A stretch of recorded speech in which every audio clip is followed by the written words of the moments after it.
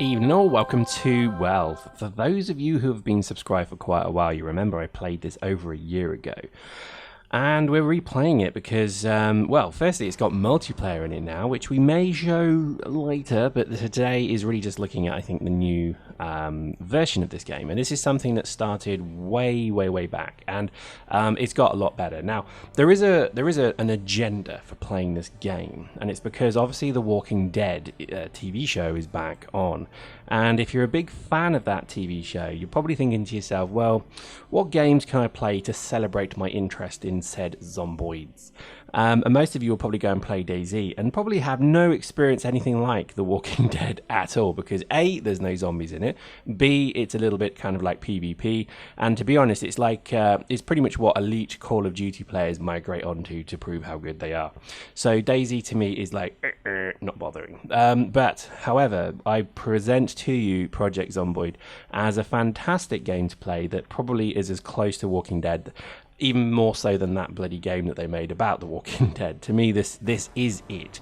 And I would like to spend the next 10 minutes convincing you of that. And I think the reality is that this is one of those games that creeps up on people. You maybe think to yourself, I really want a good zombie survival game that's actually realistic, because far too many games are not realistic. And I would like to comment that this is probably one of the most realistic I think I've ever played. There's loads of zombies. There are just so many zombies, it's freaking scary at times. And you'll see as we go through this that you pretty much have no chance of survival anyway, because what Walking Dead teaches you is that pretty much they're all dead, and it's just a matter of time from this point. And it's quite a clever way of putting it.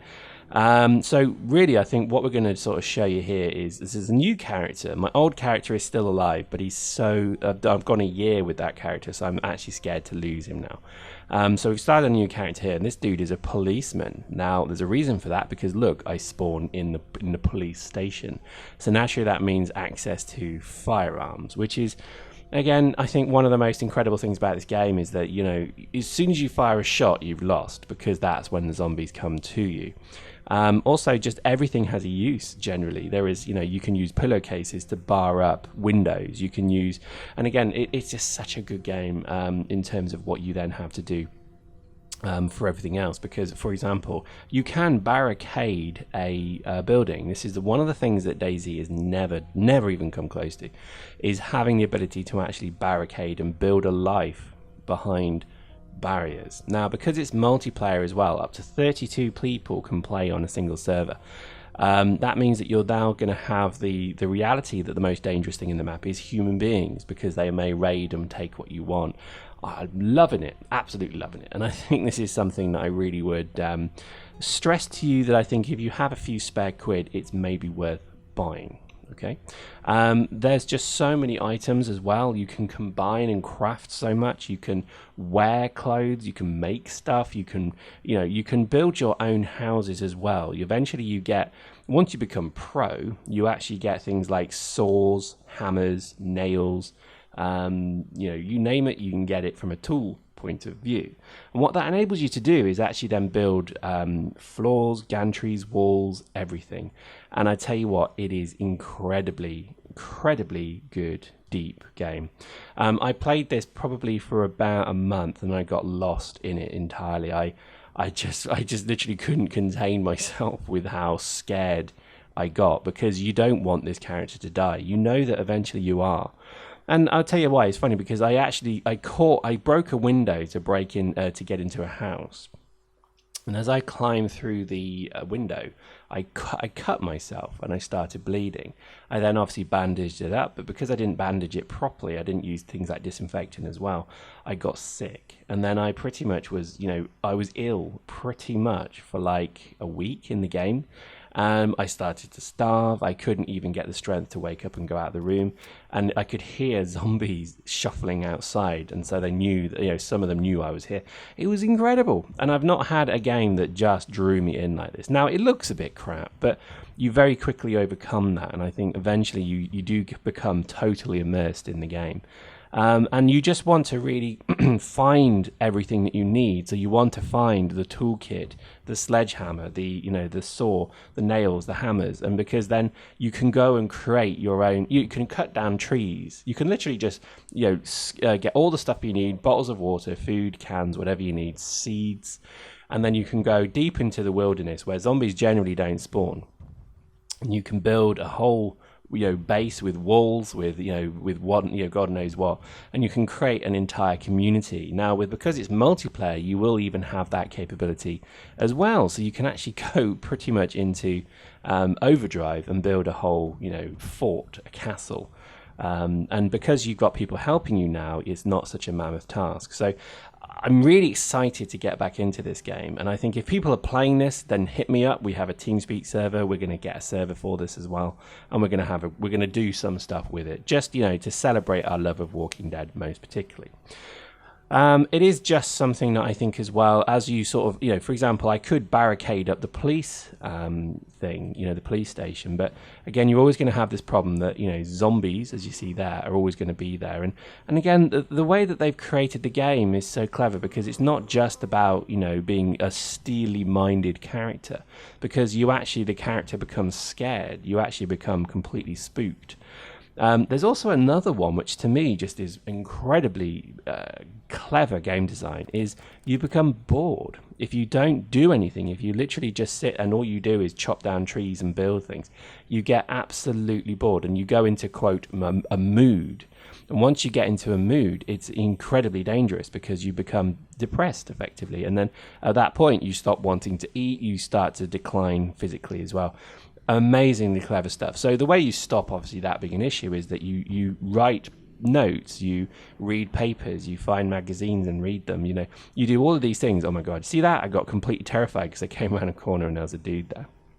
And this is the cleverness of the game. So look, already I'm doing the stupidity of like you see on zombie movies where I'm, look, these zombies are coming after me and all I'm doing is I'm going up. What am I doing? I'm doing a Brad Pitt move from goddamn World War Z. What was the thought of that?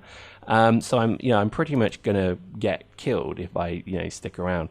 And I think that's probably one of the endearing things about it, is that raiding, and I think the cleverness behind the raiding becomes just so central to the game. And I think it's just very, very enjoyable. And everything you see here generally has something in it. So you find weapons, ammo, pillowcases, sheets, clothes, food, it's all there. And I think this is the clever thing about it. Now, again, the utopian point here is that you get a group of survivors, and then you're able to build a base that's defendable. So you actually have a stock of ammo.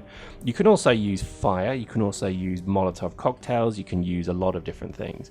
But eventually you get to the point where, you have a fort, a base of some kind. Oh, look at that. We actually had to fire. Oh my God, that thing's woken up. Not good. So already, and again, not all zombies are kind of there. They are inert. Like they're not really, they're not aware that you're there until you make some sound. And sound is very important, obviously, to the game.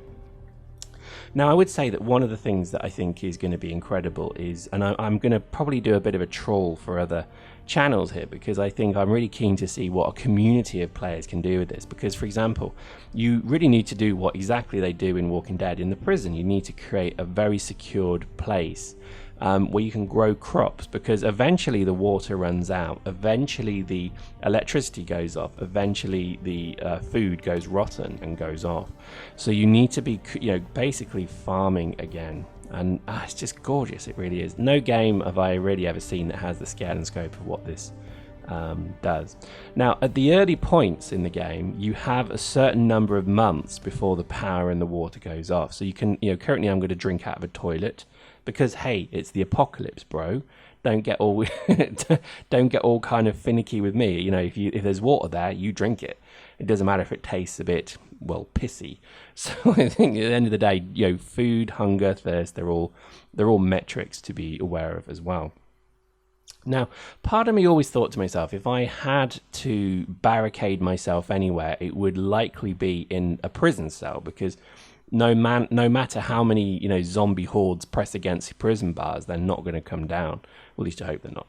But then, and I tried that in a previous game, and I actually just barricaded up the police center here, as you see.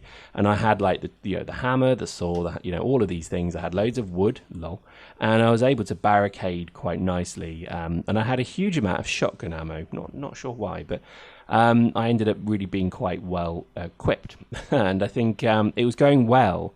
And then I went to bed one night, and then I woke up, and I had the bars closed. But then, unfortunately, the zombies had somehow managed to surround me, so I was stuck in the prison cell. So it didn't end well. I think that's the beauty of the game, is because no matter how well armed and prepared and sorted you are, much like Walking Dead, if you get hurt, if you get bitten, because you are also able to become zombies, unfortunately, then you're kind of screwed. Now, the process of being bitten as well is part of the zombification piece. Now, I've not really seen that, so I'm looking forward to see how that works and generally runs, because that's going to be quite exciting to see how long it takes to become a zombie, because I've been bitten on my other character, but I don't seem to have been infected. So I'm curious to see how that's going to work. But again, just maybe having the ability to, there you go. For example, we're going to get suffering of exposure now. So we're getting wet, and getting wet means you get moody, you get unhappy, but it also means you can get ill. So, I'm loving that. I really am. Now, as we break into this part here, as we go into this thing here, we set off an alarm. So that's really bad news, because obviously that's going to call every zombie in the area to that point. Now, you can use noise to your advantage. So if you have a pistol, what I found quite useful is you let a round off somewhere, and then you run like hell away from it. As long as the zombies don't see you, they'll just congregate at that point. But again, I would stress, this is a game that properly does zombies. So you can run around a corner and come across 100+ zombies in the road, ready to come and bite you and eat you. So you must remember that. So here we go. As you see, look at all this food. It's nice and frozen, because obviously the food is still, the fridge is still on. But eventually that will turn off, and then everything in it will start to rot. So you do have a very limited time.